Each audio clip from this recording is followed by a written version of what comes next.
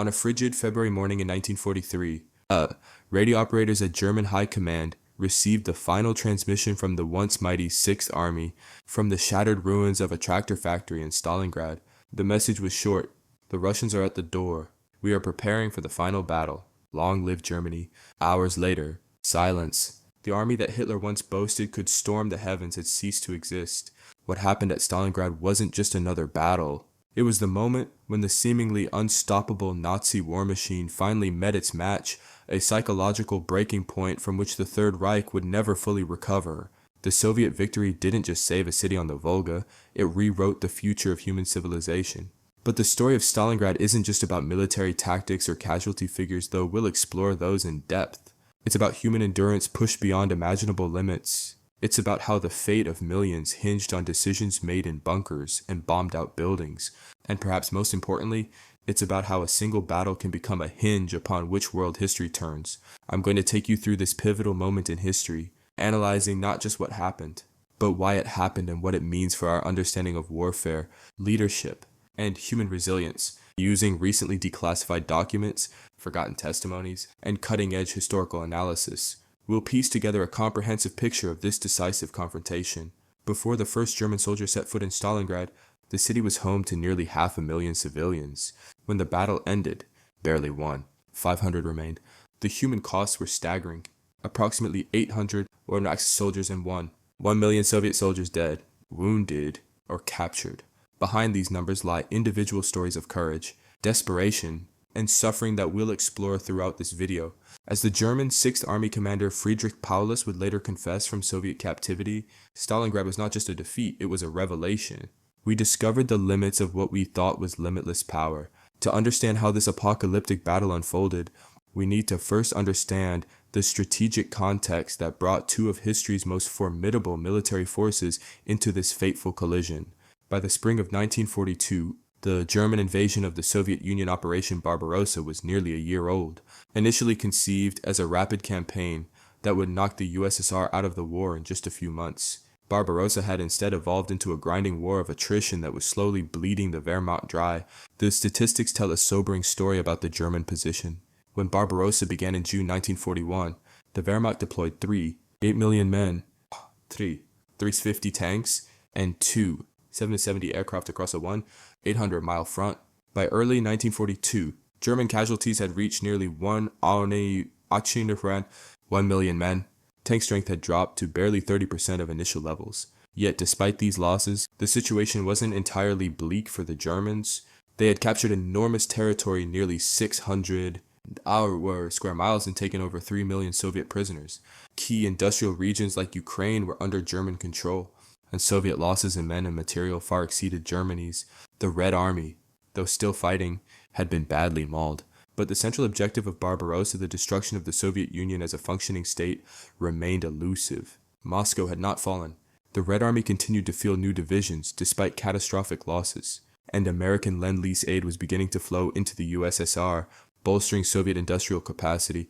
This is the context in which Hitler made what military historians now consider one of his most fateful decisions: the shift to a southern strategy focused on capturing the oil fields of the Caucasus and the industrial city of Stalingrad. This strategic pivot was outlined in Hitler's Directive No. 41, issued on April 5th. Done in 42. Let's analyze this crucial document, which historians have called the blueprint for disaster. Hitler wrote, "All available forces will be concentrated on the main operations in the southern sector, with the aim of destroying the enemy before the dawn, in order to secure the Caucasian oil fields and the passes through the Caucasus Mountains themselves."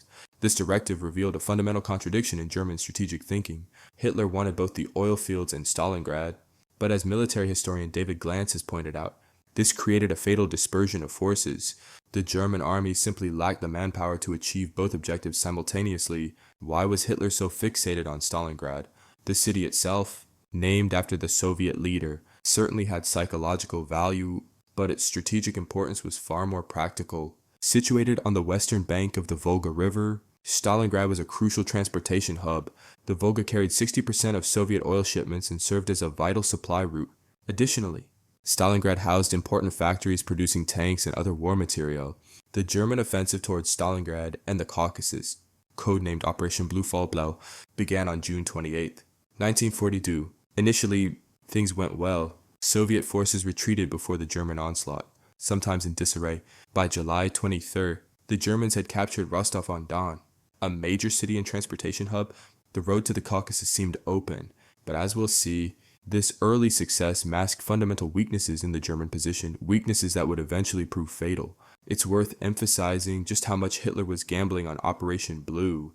By the summer of 1942, Germany was fighting a multi-front war. In North Africa, Rommel's Afrika Korps was engaged against British forces. In the Atlantic, the U-boat campaign was consuming enormous resources. And in Western Europe, German troops had to maintain occupation forces in France, Norway, and elsewhere. Given these commitments, Hitler simply could not replace the losses that the Wehrmacht was sustaining on the Eastern Front. As German General Heinz Guderian later wrote, "We were like a man bleeding from countless small wounds, none fatal on their own, but collectively draining us of life." This resource constraint had tangible consequences for Operation Blue. Instead of the 80 divisions originally planned, only 68 were available, and many of these were under strength. To compensate, Hitler increasingly relied on Germany's allies, particularly Romania, Hungary, and Italy, to secure the flanks of the German advance. These allied formations were poorly equipped, inadequately trained, and often lacked motivation for fighting deep inside Russia. Romanian troops, for instance, had rifles dating back to World War I, minimal anti-tank weapons, and almost no winter equipment. This reliance on weaker Allied formations would prove to be a critical vulnerability, one that Soviet planners would eventually exploit with devastating effectiveness. The German offensive, summer 1942. As we shift our focus to the German offensive that would eventually lead to Stalingrad, let's first examine the mood among the German troops as they prepared for the summer campaign of 1942. After the brutal winter of 1941-42, where temperatures had plunged to 40 degrees and frostbite had sometimes caused more casualties than Soviet bullets, the warming weather brought a renewed sense of optimism to the German ranks. One German soldier, Karl Becker, wrote home in April 1942, "Thank goodness we're through with winter now. It's still cold at night, but otherwise it's nice and the snow has almost completely disappeared. If we don't get another period of rain, the earth will soon be dry, and I think the offensive will start soon. All the signs point to that. Replacements are on the way. Weapons and everything is rolling forwards. The Russians will be in for a surprise." This optimism wasn't entirely misplaced. The Wehrmacht had survived its first Russian winter, something Napoleon had failed to do in 1812. New equipment was arriving, including improved versions of the Panzer IV tank with a longer 75mm gun, capable of defeating Soviet T-34s. And despite the setbacks near Moscow in late 1941, German forces had generally held their ground during the Soviet winter counteroffensive. However, not all German soldiers shared this optimism. Those with more experience of the Eastern Front had developed a grudging respect for Soviet resilience and industrial capacity. Lieutenant Werner Adamczyk of the 16th Panzer Division wrote more soberly, "The Russian is far from being beaten. My estimate is that the Russian can still produce 600 to 800 tanks per month. And in addition to that, he has all the equipment which the Americans are shipping in via Murmansk and Archangel. I'm of the opinion that we in Germany are probably producing 200 to 300 tanks per month. Of those, a good part is going to Africa where they will face whatever the English and Americans can produce. Will we be victorious? I don't know." Lieutenant Adamczyk's assessment, as we now know from historical production figures, was remarkably accurate. Soviet factories, many of which had been dismantled and relocated east beyond the Ural Mountains, were indeed outproducing German industry by a significant margin. In 1942, the Soviet Union would produce over 24 0.0 tanks, more than twice Germany's output. On June 28, 1942, the German summer offensive finally began, codenamed Fall Blau Blue. The operation initially targeted Voronezh before pivoting southeast towards Stalingrad and the Caucasus oil fields. The offensive began with tremendous force. As described by Artillery Lieutenant Gustav Freiberg, it began at 2:15 with the heaviest artillery barrage I've experienced in this war. The ground literally shook beneath our feet as hundreds of guns opened fire simultaneously. When our infantry moved forward at dawn, the Russians were still in their bunkers, stunned by the bombardment. By noon, we had advanced 7 kilometers and taken over 500 prisoners. The old German war machine seemed to be working again. The initial German advance was indeed impressive. By July 5th, German forces had captured Voronezh on the Don River. By July 23rd, They had taken Rostov-on-Don, the gateway to the Caucasus. The German offensive seemed unstoppable, but problems were already emerging. Soviet commanders, learning from their earlier defeats, were now more willing to conduct strategic retreats rather than allowing their forces to be encircled. General Friedrich von Paulus, commander of the German Sixth Army, noted this frustrating development in his war diary. The enemy continues to slip away just before our encirclements can be completed. They are showing much greater operational flexibility than last year. We capture territory, but not the enemy forces we need to destroy. This Soviet ability to retreat in the face of superior German tactical prowess was maddening for the Wehrmacht and for Hitler personally. The Führer became increasingly fixated on preventing Soviet forces from escaping. This fixation would later influence his fateful decision to commit the Sixth Army to Stalingrad rather than allowing it to retreat when the situation deteriorated. As the German offensive continued, Hitler made a critical decision that military historians have debated ever since. On July 23, 1942, he issued Directive No, Forza, which split the German forces into two separate operational groups. Army Group A would continue south into the Caucasus to capture the oil fields, while Army Group B, including the Sixth Army under Paulus, would advance east to Stalingrad. This division of forces violated a fundamental principle of warfare: concentration of power. Instead of focusing all available resources on a single objective, Hitler was now pursuing two ambitious goals simultaneously. With German resources already stretched thin, this decision would prove costly. The Sixth Army's advance towards Stalingrad initially proceeded well. By August 23rd, elements of the German 16th Panzer Division had reached the Volga River north of Stalingrad. That same day, the Luftwaffe launched a massive bombing raid on the city, as described by Luftwaffe pilot Hans Rudel. As we approached Stalingrad, I could already see enormous columns of smoke rising from the city. The previous waves had done their work well. We dropped our bombs on the factory district in the northern part of the city. The whole city seemed to be burning. Huge clouds of dust blown up by the squadrons taking off still hang over our airfield, covering everything and everyone with a gray layer. To land, you often have to circle over the airfield for up to 10 minutes before these clouds have cleared enough for you to see the ground. The Luftwaffe bombing on August 23rd killed an estimated 40 200 civilians and reduced much of the city to rubble. Ironically, this destruction would later work against the Germans, as the rubble-strewn streets and shattered buildings provided perfect defensive terrain for Soviet troops. As German forces closed in on Stalingrad from the west, north, and south, the Soviet 62nd Army under General Vasily Chuikov established defensive positions within the city itself. The stage was set for one of history's most brutal urban battles, the Battle for the City, urban warfare hell. By early September 1942, the battle for Stalingrad had transformed into a new and terrible form of warfare. The expansive maneuver battles that had characterized the earlier phases of Operation Barbarossa, where German panzer divisions could utilize their superior mobility and tactics, gave way to a close-quarters fight that negated many traditional German advantages. Urban warfare in Stalingrad introduced a combat environment where the front line could be a single street, a factory wall, or even a floor within a building. Soldiers called it Rat War, Rattenkrieg in German, as troops burrowed through buildings, sewers, and rubble to outflank enemies sometimes just yards away. German Corporal Helmut Wallace described the disorienting nature of this combat. In this kind of fighting, you never see the enemy. You hear a sound, you fire, you spot movement, you throw a grenade. The front line isn't a line at all, it's a labyrinth. You might clear a building only to find that Russians have infiltrated behind you through the cellars. You never feel secure, never know where the next attack will come from. This environment played to Soviet strengths. Soviet soldiers, often recruited from rural areas and industrial cities, adapted more readily to the brutal close-quarters fighting. They organized themselves into small, self-sufficient combat groups of 5 to 10 men, armed with submachine guns, grenades, and even improvised weapons like Fugas flamethrowers made from fuel drums. General Vasily Chuikov, commander of the Soviet 62nd Army defending Stalingrad, developed specific tactics for urban warfare that proved remarkably effective. Hugging tactics.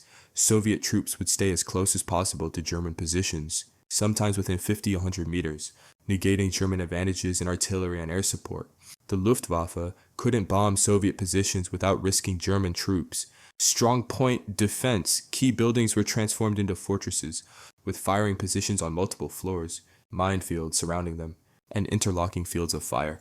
Using the terrain, Soviet defenders utilized Stalingrad's industrial infrastructure factory complexes, grain elevators, and worker housing, creating defensive zones that channeled German attacks into killing zones. Night operations. Soviet forces conducted most offensive operations at night, when German visibility was reduced and air support was minimal. The most famous example of these tactics was the defense of the grain elevator in southern Stalingrad. For 5 days in September 1942, about 30-40 Soviet soldiers from the 10th NKVD Division held off repeated German assaults by the 94th Infantry Division. The Germans ultimately took the position, but at such cost that the Soviet delay allowed for new defensive lines to be established further east. For the Germans, Stalingrad quickly became a nightmare of attrition. The Sixth Army, designed for mobile warfare, now found itself fighting for individual buildings. As one German officer wrote, "We have been fighting for 15 days for a single house. The front is a corridor between burnt-out rooms. It is the thin ceiling between two floors. We have fought for every stairwell, every wall. It is the same on every floor, and the Russians are equally tenacious with their defense." The toll on the German forces was enormous. Companies that entered the city with 150 men were reduced to 30 or 40 within days. Combat stress caused by the unrelenting tension and danger of urban fighting led to increasing psychiatric casualties, what German doctors called Stalingrad syndrome, characterized by extreme anxiety, hypervigilance, and nervous exhaustion. One of the most contested areas was the massive Stalingrad tractor factory in the northern part of the city. This industrial complex alone covered more than a square mile and included multiple large factory buildings, administrative areas, and worker housing. The battle for the factory lasted from late September to mid-October 1942. German Lieutenant Ernst Metzger described the fighting there. The tractor factory is a fortress within a fortress. Every workshop, every warehouse, every administrative building is a separate strong point. The Russians have connected many buildings with underground passages unknown to us. We clear a building only to find Russians attacking our rear an hour later. The factory workshops with their concrete floors and steel structures resist even our heaviest artillery. We gain ground only meter by meter, and pay for each meter with blood. By mid-October, the Germans had captured the tractor factory, but their advance had slowed to a crawl. The Sixth Army was being bled white in a battle of attrition it couldn't afford to fight. In response to this situation, Hitler authorized Operation Hubertus in November 1942, a last-ditch effort to capture the remaining Soviet-held portions of Stalingrad before winter set in completely. The operation included the formation of specialized assault pioneer units trained specifically for urban warfare. Operation Hubertus began on November 11th, focusing on the remaining Soviet strongholds. The tennis racket, a factory complex shaped like a tennis racket when viewed from above, the Red October Steel Factory, and Mamayev Kurgan, a strategic hill overlooking the city. Despite initial gains, Operation Hubertus failed to dislodge the Soviet defenders completely. By mid-November, the Sixth Army had suffered over 700 casualties per day for multiple weeks straight, with little strategic ground gain. What the Germans didn't know was that even as they were throwing their remaining strength against Soviet positions in Stalingrad, a much greater threat was gathering beyond their flanks. Operation Uranus, the Soviet counteroffensive. While the battle raged within Stalingrad itself, Soviet military planners were crafting what would become one of the most successful strategic operations of World War II, codenamed Operation Uranus. This counteroffensive would target not the German forces fighting in Stalingrad, but the weaker Romanian, Hungarian, and Italian forces protecting the German flanks. The conception of Operation Uranus revealed the growing sophistication of Soviet strategic thinking. Earlier in the war, Soviet counterattacks had often been hastily planned, poorly coordinated affairs launched with inadequate forces, but by late 1942, the Red Army had learned painful but valuable lessons from its earlier defeats. The architects of Operation Uranus were General Alexander Vasilevsky, the chief of the Soviet General Staff, and General Georgy Zhukov, who had successfully defended Moscow in 1941. Their plan was audacious but conceptually simple: launch simultaneous attacks from Soviet bridgeheads north and south of Stalingrad, punch through the Axis flanks, and link up west of the city, thereby trapping the German Sixth Army and elements of the 4th Panzer Army in a giant encirclement, or Cauldron Kotel in Russian. The success of this plan depended on several factors. Secrecy. The Soviets employed elaborate maskirovka deception measures to hide their buildup of forces, including false radio traffic, dummy positions, and strict movement discipline. Concentration of forces. The Soviets amassed over 1 million men. 560 tanks. 535 artillery pieces, and 350 aircraft for Operation Uranus.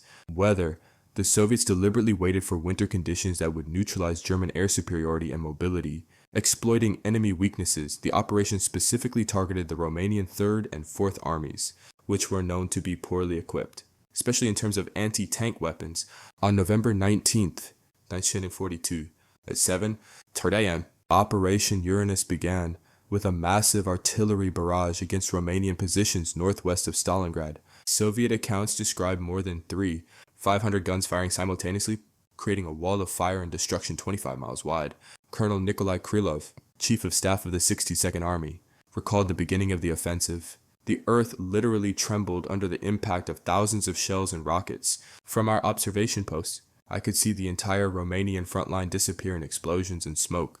When our T-34 tanks moved forward through the fog, followed by infantry in their white winter camouflage, it was as if a dam had broken.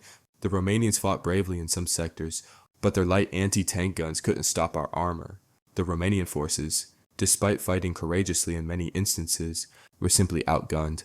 Their primary anti-tank weapon, the T-36 Bofors gun, could not penetrate the armor of the Soviet T-34 tank except at very close range. Within hours, Soviet armor had torn a 35-mile gap in the Romanian lines. The next day, November 20, a second Soviet offensive struck the Romanian 4th Army south of Stalingrad. By November 23, the two Soviet pincers met at Kalashi, 60 miles west of Stalingrad, completing the encirclement of approximately 290 Desert Axis troops. Inside the newly formed pocket, confusion reigned among the German command. General Friedrich Paulus, commander of the 6th Army, quickly grasped the severity of the situation. He requested permission to break out of the encirclement while it was still possible before Soviet forces could consolidate their positions. Hitler's response would prove fateful. In a radio message on November 23rd, Hitler ordered, "The 6th Army is temporarily surrounded. I retain full responsibility for this serious report. In view of the situation, I ask once again for freedom of action." Hitler refused this request, instead promising that the 6th Army would be supplied by air and relieved by a counterattack from outside the pocket. This decision effectively sealed the fate of the 6th Army. The promise to supply the 6th Army by air was based on assurances from Reichsmarshal Hermann Göring, head of the Luftwaffe, who claimed that the German Air Force could deliver 300 tons of supplies daily to the encircled forces. This estimate was grossly optimistic. In reality, the Luftwaffe never came close to delivering the minimum 750 tons per day that the 6th Army required. Several factors doomed the airlift attempt. Weather conditions, winter storms, fog, and snow severely limited flying days. Soviet air defenses, concentrated anti-aircraft batteries around the pocket shot down many transport aircraft. Limited landing facilities. As the pocket shrank, the Germans lost airfields and had to rely on improvised landing strips. Inadequate transport capacity. The Luftwaffe simply lacked enough transport aircraft for an operation of this scale. A German Luftwaffe pilot, Lieutenant Walter Baumgartner, described the perilous supply missions. Flying into the Stalingrad pocket was like entering the mouth of hell. Soviet fighters waited for us like wolves. Their anti-aircraft batteries knew our approach routes and altitude.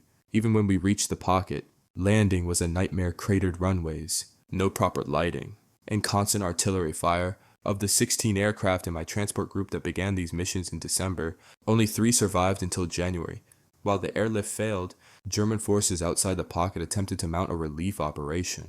Codenamed Winterstorm Wintergewitter, this counterattack was led by the newly formed Army Group Dawn under Field Marshal Erich von Manstein, one of Germany's most skilled commanders. Winterstorm began on December 12th, with the German LWII Panzer Corps attacking northeastward towards Stalingrad. Initially, the operation made good progress, advancing to within 35 miles of the pocket by December 19th.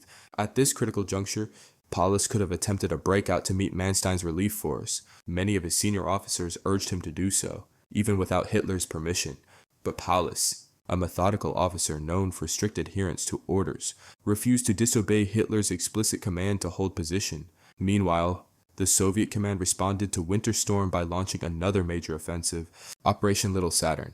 On December 16th, this attack struck the Italian 8th Army north of the relief corridor, threatening to cut off Manstein's forces. Faced with this new threat, Manstein had no choice but to halt his advance and redirect his forces to prevent a larger disaster. By Christmas 1942, it was clear that the 6th Army was doomed. The relief attempt had failed. The airlift was delivering only a fraction of needed supplies, and Soviet forces were gradually tightening the noose around Stalingrad. The siege, suffering, and survival. As the hope of relief faded, conditions within the Stalingrad pocket deteriorated rapidly. The failure of the airlift meant severe shortages of food, ammunition, fuel, and medical supplies. By January 1943, the situation had become catastrophic. The average German soldier in Stalingrad was receiving just 100 grams of bread per day, less than one-fifth of the normal ration. As horses, dogs, and rats were consumed, starvation became widespread. Medical orderly Kurt Ruber described the deteriorating physical condition of the troops. The men don't look like soldiers anymore. They're walking skeletons, hollow-eyed and shuffling. Frostbite is rampant. We have no proper winter clothing. The hospitals are overflowing. But we have no medicines, no anesthetics for amputations. Many wounded simply freeze to death because we have no fuel for heating. I've seen grown men cry from hunger pains. The winter of 1942-43 was particularly severe, with temperatures regularly falling to 30 degrees, 22 degrees, without adequate shelter, clothing, or fuel. Thousands of German soldiers froze to death in their foxholes and bunkers. The combination of cold, starvation, and Soviet attacks eroded not just the physical strength of the Sixth Army, but its psychological resilience as well. A German officer, Major Joachim Wieder, later wrote about the psychological impact of the encirclement. What broke men's spirits wasn't just the physical suffering, though that was terrible enough. It was the knowledge that we had been abandoned, that despite all promises, no relief was coming. As January wore on, even the most optimistic among us lost hope. We were the living dead, fighting not for victory anymore, but merely to postpone the inevitable end. Despite these desperate conditions, the Sixth Army continued to resist. This tenacity stemmed partly from genuine courage, partly from fear of Soviet captivity, and partly from the harsh discipline maintained by the German military police, who executed soldiers for desertion or defeatism. By mid-January 1943, Soviet forces began the final offensive to liquidate the pocket. On January 10th, after a massive artillery bombardment, 8 Soviet armies attacked the now weakened German perimeter from all sides. The Germans, short of ammunition and physically exhausted, could offer only limited resistance. By January 22nd, Soviet forces had recaptured the airfield at Pitomnik, leaving the Germans with only one operational airstrip at Gumrak. When this fell on January 23rd, the last lifeline to the outside world was cut. From then on, supplies could only be delivered by airdrop, most of which fell into Soviet hands. On January 26th, Soviet forces split the pocket in two, isolating the southern group in central Stalingrad from the northern group in the factory district. 2 days later, the smaller northern pocket surrendered. In the southern pocket, centered on the ruins of the department store that served as Paulus's headquarters, the end was approaching. On January 30th, Hitler promoted Paulus to field marshal, a rank no German field marshal had ever surrendered. The implication was clear. Hitler expected Paulus to fight to the death or commit suicide, but on January 31st, 1943, Paulus surrendered to Soviet forces, followed by the remaining troops in the southern pocket on February 2nd. The Battle of Stalingrad was over. Of the approximately 290 Großzero German and Axis soldiers trapped in the pocket, about 91 surrendered. The rest had been killed in combat, died of starvation or exposure, or been evacuated by air before the airfields were lost. Of those who surrendered, only about 500 would ever return to Germany, most after spending over a decade in Soviet prisoner of war camps. The human dimension, stories of struggle. Behind the strategic movements and battle statistics of Stalingrad lie countless personal stories of courage, suffering, and survival. Let's explore some of these individual experiences that illuminate the human dimension of this titanic struggle. The sniper's duel, Vasily Zaitsev. Perhaps the most famous individual story from Stalingrad is that of Soviet sniper Vasily Zaitsev. Prior to the war, Zaitsev had been a shepherd and hunter from the Ural Mountains, where he learned marksmanship tracking game in the forests. At Stalingrad, he became a symbol of Soviet resistance, with 2 of 25 confirmed kills during the battle. Zaitsev's most celebrated encounter was his alleged duel with a German sniper identified in Soviet accounts as Major Erwin Koenig, supposedly the head of the German sniper school in Berlin. According to Zaitsev's memoir, this duel lasted several days, with both snipers stalking each other through the ruins of Stalingrad. Zaitsev described the final confrontation. For 3 days we played a game of cat and mouse. Koenig was not just any sniper, he was methodical, patient, and extremely skilled. On the 4th day, My friend Nikolai Kulikov helped me set a trap. He raised a glove on a stick from behind cover, and König, thinking he had spotted a careless Soviet soldier, fired.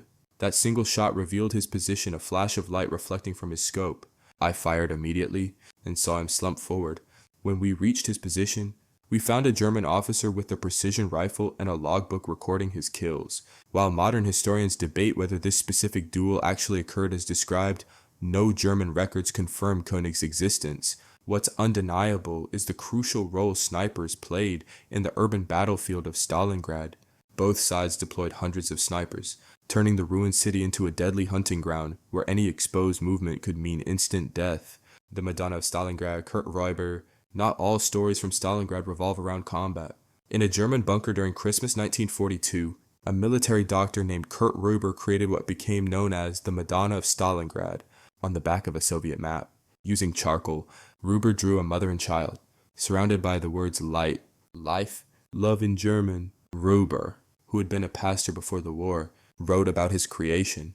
I wondered what to give my comrades for Christmas in this hell. I had no gifts, no tree, nothing to lift their spirits.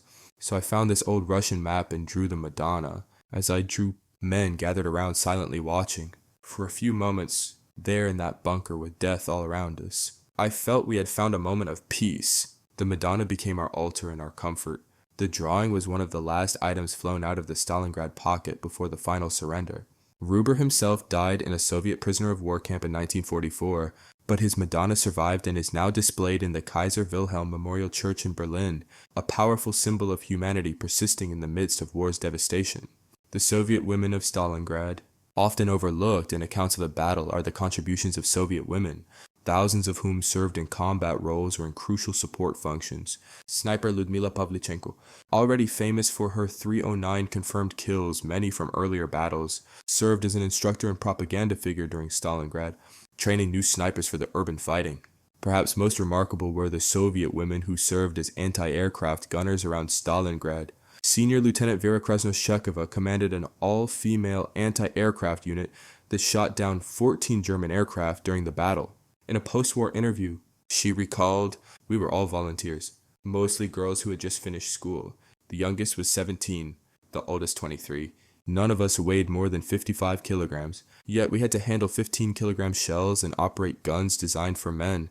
During air raids, we often fired continuously for hours. Our hands would bleed from the shell casings, but no one complained. We knew Stalingrad could not fall. More than 75% of Krasnoshchekova's unit would be killed or wounded during the battle. Equally vital were the thousands of women who worked as medics, often crawling through the battlefield under fire to retrieve wounded soldiers. Maria Borovichenko, a 17-year-old medical assistant with the 32nd Guards Rifle Division, was credited with saving the lives of over 100 soldiers during the battle before being killed by a mortar shell in January 1943. The view from above, Luftwaffe pilot Hans-Ulrich Rudel.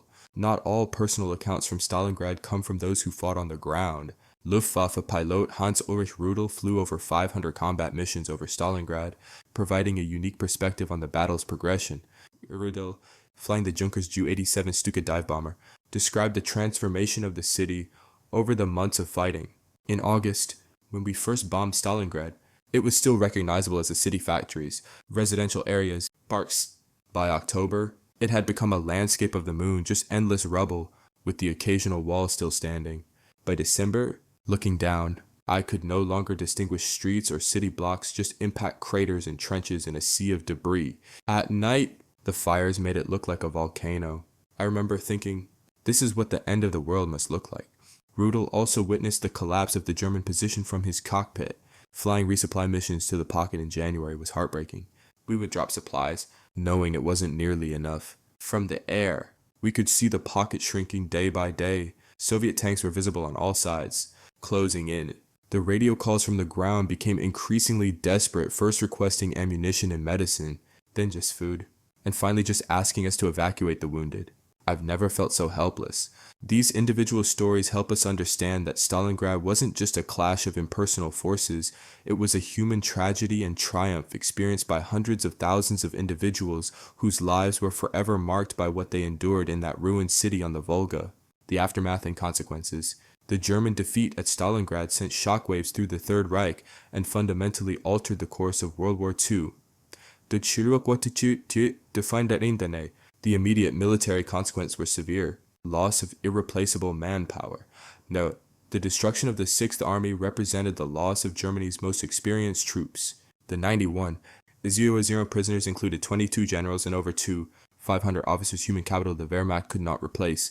Strategic initiative loss. After Stalingrad, the German army on the Eastern Front was permanently on the defensive, never again able to mount sustained strategic offensives. Alliance weakened. The disaster severely damaged German relations with Italy, Romania, and Hungary, whose forces had been sacrificed covering the German flanks. Resource diversion. The failed attempt to relieve Stalingrad had consumed precious reserves that might have been used elsewhere, particularly in North Africa, where the Afrika Korps was also facing defeat. Beyond these military impacts, Stalingrad had profound psychological and political consequences. Inside Germany, the defeat could not be hidden. Despite Joseph Goebbels' propaganda efforts, for the first time, German radio announced a major military disaster, declaring 3 days of national mourning.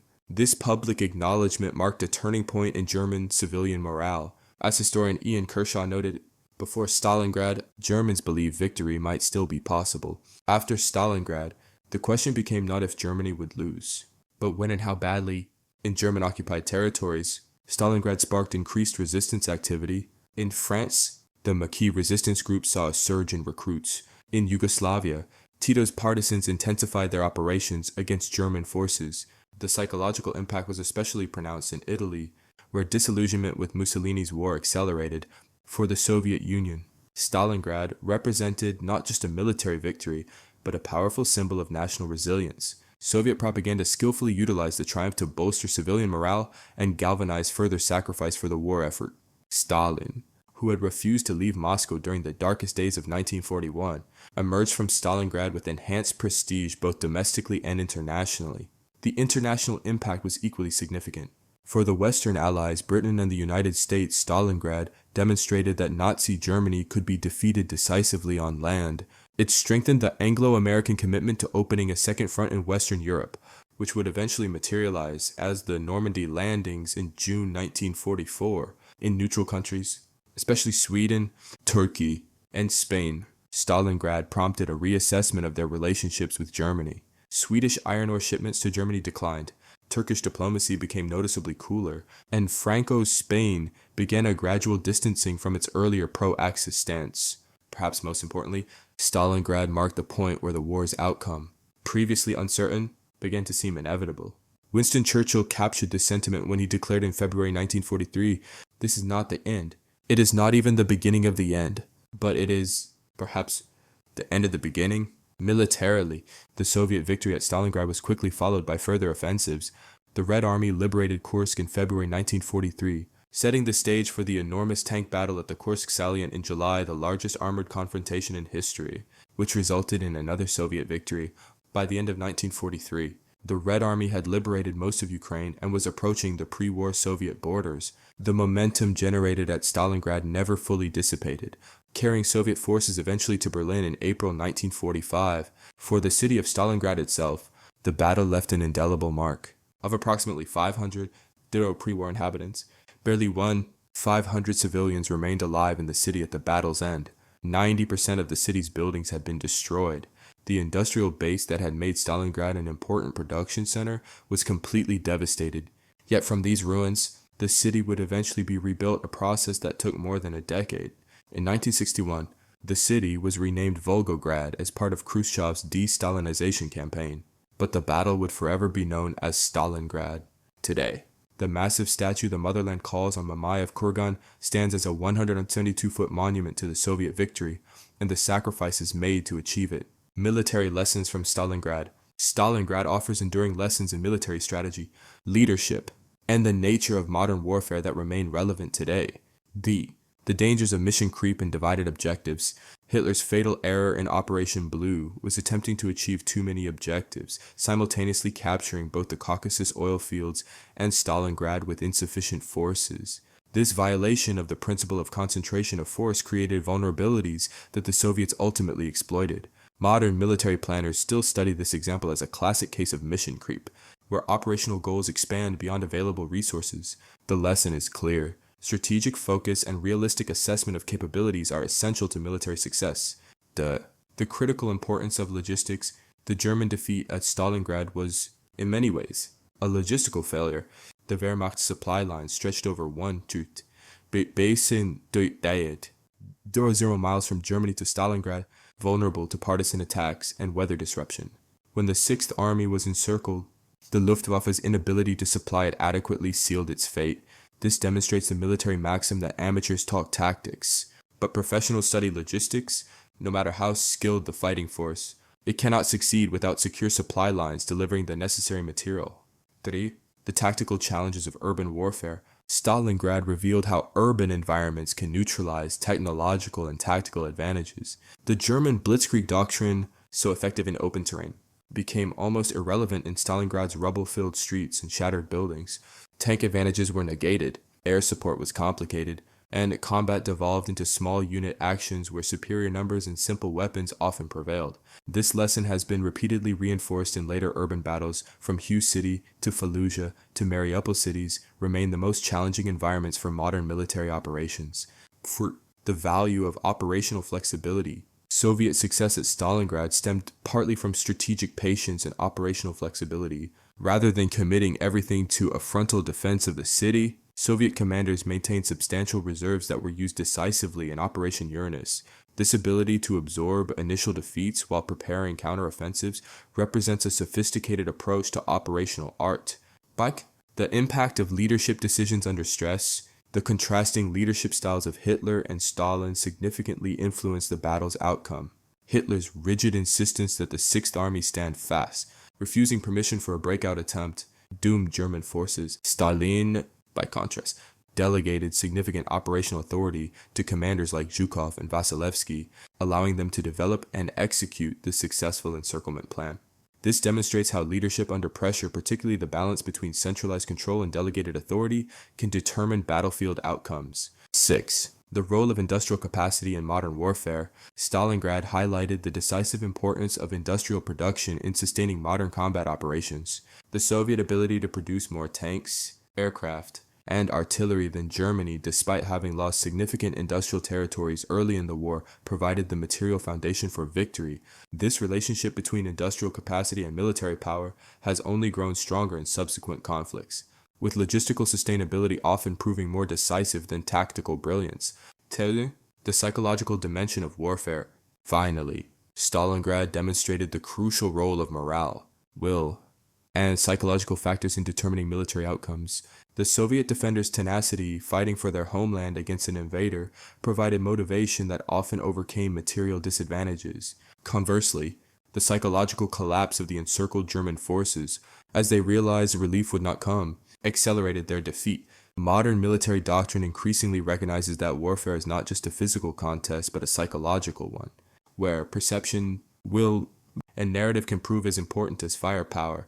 The legacy of Stalingrad. 75 years after the last shots were fired in the ruined city on the Volga, Stalingrad remains a powerful symbol and a warning from history. Its legacy extends far beyond military history, touching on fundamental questions about human nature, societal resilience, and the terrible cost of totalitarian ideologies. For Russia, Stalingrad remains the defining moment of what they call the Great Patriotic War. Annual commemorations on February 2nd mark the German surrender, and the battle holds a sacred place in Russian historical memory. The massive memorial complex at Mamayev Kurgan, centered on the Motherland Calls statue, receives millions of visitors annually. This historical memory has political implications as well. Russian leaders from Stalin to Putin have invoked Stalingrad as a symbol of Russian determination against foreign threats. In 2023, Vladimir Putin explicitly drew parallels between the defense of Stalingrad and contemporary Russian security concerns, demonstrating the battle's enduring power as a nationalist symbol. In Germany, Stalingrad marks a different kind of historical watershed, the moment when the criminal nature of the Nazi regime became impossible to ignore. The senseless sacrifice of the Sixth Army highlighted Hitler's willingness to expend German lives for his ideological goals. Post-war German historical education has used Stalingrad as a central example of the catastrophic consequences of the Nazi period. Beyond these national perspectives, Stalingrad has entered global culture as a universal symbol of both human suffering and resilience. Countless books, films, documentaries, and video games have depicted the battle, from Joseph Vilsmeyer's harrowing 1993 film Stalingrad to the Russian blockbuster Enemy at the Gates. Even in countries with no direct connection to the Eastern Front, Stalingrad is recognized as one of history's decisive moments. For military historians and strategists, Stalingrad remains an inexhaustible subject of study. The contrast between the initial German tactical successes and ultimate strategic failure offers enduring lessons about the relationship between tactics, operations, and strategy. The Soviet ability to absorb enormous losses while preparing a decisive counteroffensive demonstrates principles of operational depth and strategic patience that remain relevant. Urban warfare specialists continue to study Stalingrad's building-by-building combat for insights applicable to modern conflicts. General Chuikov's tactics, staying close to enemy forces to neutralize their firepower advantages, utilizing underground movements, and emphasizing small unit initiative have influenced urban warfare doctrine from Vietnam to Iraq. Perhaps most importantly, Stalingrad serves as a stark reminder of war's human cost. The combined casualties approaching 2 million dead, wounded, and captured represent not just statistics but individual lives and families shattered by conflict. When we study Stalingrad, we are reminded of both humanity's capacity for destruction and its remarkable resilience in the face of seemingly unbearable suffering. The legacy of Stalingrad. 75 years after the last shots were fired in the ruined city on the Volga, Stalingrad remains a powerful symbol and a warning from history.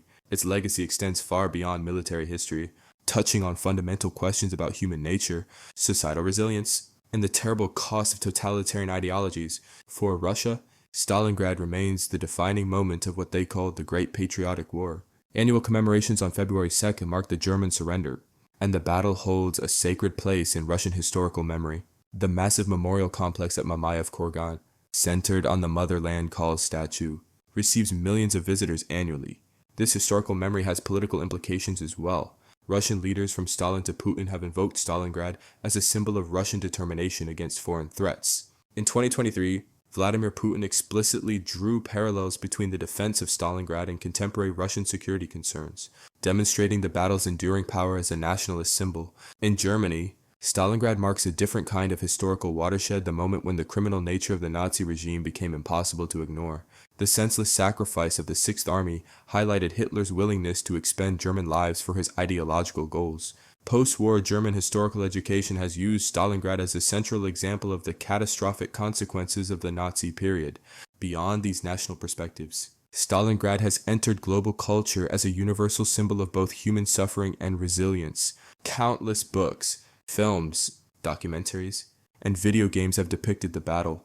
From Joseph Vilsmeyer's harrowing 1993 film Stalingrad to the Russian blockbuster Enemy at the Gates. Even in countries with no direct connection to the Eastern Front, Stalingrad is recognized as one of history's decisive moments. For military historians and strategists, Stalingrad remains an inexhaustible subject of study. The contrast between the initial German tactical successes and ultimate strategic failure offers enduring lessons about the relationship between tactics, operations, and strategy. The Soviet ability to absorb enormous losses while preparing a decisive counteroffensive demonstrates principles of operational depth and strategic patience that remain relevant. Urban warfare specialists continue to study Stalingrad's building-by-building combat for insights applicable to modern conflicts. General Chuikov's tactics, staying close to enemy forces to neutralize their firepower advantages, utilizing underground movements, and emphasizing small unit initiative have influenced urban warfare doctrine from Vietnam to Iraq. Perhaps most importantly, Stalingrad serves as a stark reminder of war's human costs. The combined casualties approaching 2 million dead, wounded, and captured represent not just statistics but individual lives and families shattered by conflict. When we study Stalingrad, we are reminded of both humanity's capacity for destruction and its remarkable resilience in the face of seemingly unbearable suffering. Conclusion: lessons for today. As we conclude our examination of the Battle of Stalingrad, several enduring lessons emerge, lessons that transcend the specific historical context and speak to universal aspects of human experience. First, Stalingrad reminds us of the terrible price of ideological extremism. The battle would never have occurred without Hitler's racist vision of living space in the East and his pathological hatred of Bolshevism. Millions died not because of rational state interests, but because of extremist ideology translated into state policy. In our own era of resurgent extremism across the political spectrum, Stalingrad stands as a stark warning about where such thinking ultimately leads. Second, the battle highlights both human fragility and resilience. The soldiers who fought at Stalingrad on both sides were pushed beyond what seemed humanly endurable. Many broke under the strain, but many others discovered reserves of courage and determination they never knew they possessed. This dual nature of humanity under extreme stress, capable of both breakdown and transcendence, offers profound insights into the human condition. Third, Stalingrad demonstrates how historical turning points often become clear only in retrospect. While some participants sensed the battle's significance at the time, many others, particularly on the German side, believed it was just another temporary setback. Only with time did its true historical importance become apparent. This suggests humility when assessing contemporary events, whose full significance may only become clear to future generations. Fourth, the battle underscores how military outcomes are determined not just by weapons and tactics, but by industrial capacity, logistics, leadership quality, and national will. The Soviet victory stemmed from a complex interaction of factors improving military leadership, enormous industrial output, effective strategic deception, and unflinching determination to defend the homeland. This multi-dimensional nature of military power remains just as true today as in 1942-43. Finally, Stalingrad reminds us that even the darkest moments contain seeds of hope. From the ruins of the devastated city eventually emerged renewal and rebuilding. The soldiers who survived, though forever marked by their experiences, went on to create families and contribute to society. The battle's horror was real, but so was the human capacity to move beyond trauma toward rebuilding. Military historian Antony Beevor perhaps captured Stalingrad's ultimate significance best when he wrote, "Stalingrad was the psychological turning point of the war. It taught the world that the Nazi war machine was not invincible, that Russia would not collapse as France had done, and that the seemingly unstoppable force of fascism had finally met an immovable object." Today, as the last veterans of Stalingrad pass from the scene, the responsibility falls to subsequent generations to remember this pivotal battle not just as a military engagement, but as a moment when human history itself hung in the balance, and when the actions of ordinary men and women, fighting in extraordinary circumstances, helped determine the course of our shared global future. The rubble of Stalingrad has long since been cleared away, but the battle's lessons remain about human courage in the face of overwhelming odds, about the terrible destructive power of war, and about how the fate of millions can hinge on decisions made by leaders far from the front lines. These lessons belong not to Russia or Germany alone, but to all humanity, a sobering reminder of our capacity for both destruction and renewal, for darkness and light. Perhaps that is Stalingrad's most enduring legacy, not just as a decisive military engagement, but as a mirror in which we can still see reflected the full spectrum of human possibility, from the depths of cruelty to the heights of self-sacrifice, from ideology-driven destruction to the indomitable will to survive and rebuild. In the words of Vasily Grossman, the great chronicler of the battle, the extraordinary becomes ordinary, and the ordinary becomes extraordinary. At Stalingrad, ordinary human beings, thrust into extraordinary circumstances, changed the course of history, a reminder that even in our darkest hours, individual and collective choices still matter, still shape the world we inhabit, and still determine the future we will share.